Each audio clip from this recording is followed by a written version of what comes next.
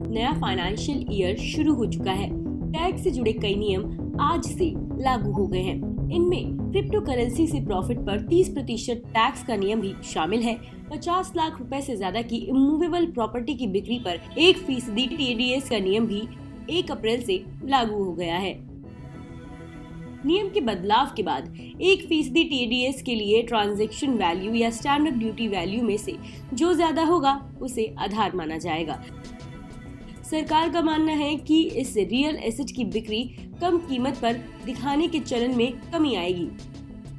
जहां तक crypto currency के प्रॉफिट पर टैक्स की बात है तो उस पर 30% टैक्स चुकाना होगा, भले ही व्यक्ति की कुल इनकम टैक्स छूट की 2.50 लाख की सीमा से कम हो।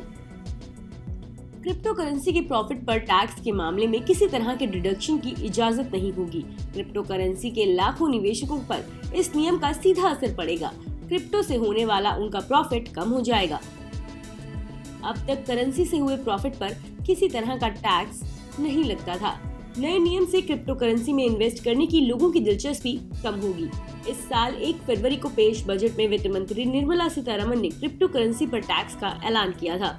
उन्होंने कहा था कि क्रिप्टो करेंसी से होने वाले मुनाफे पर 30% टैक्स लगेगा। इस ऐलान से ये माना गया था कि सरकार ने क्रिप्टो करेंसी को मान्यता दे दी है, लेकिन बाद में फाइनेंस मिनिस्टर ने स्पष्ट किया था कि टैक्स लगने का मतलब ये नहीं कि इससे सरकार की मान्यता मिल गई है।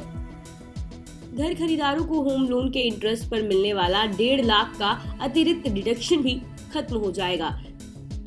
सरकार 45 लाख रुपए तक की कीमत का घर खरीदने पर होम लोन के इंटरेस्ट रेट के मामले में ये अतिरिक्त डिडक्शन देती थी।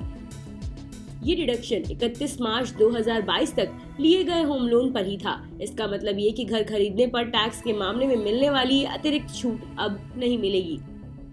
सरकार ने स्कीम के लिए होम लोन सैंक्शन का पीरियड 31 मार्च 2020 से बढ़ाकर 31 मार्च 2021 कर दिया था।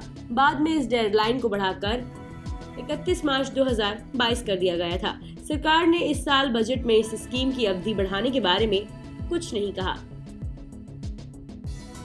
देश और दुनिया की तमाम खबरों के लिए देखते रहिए मनी कंट्रोल हिंदी।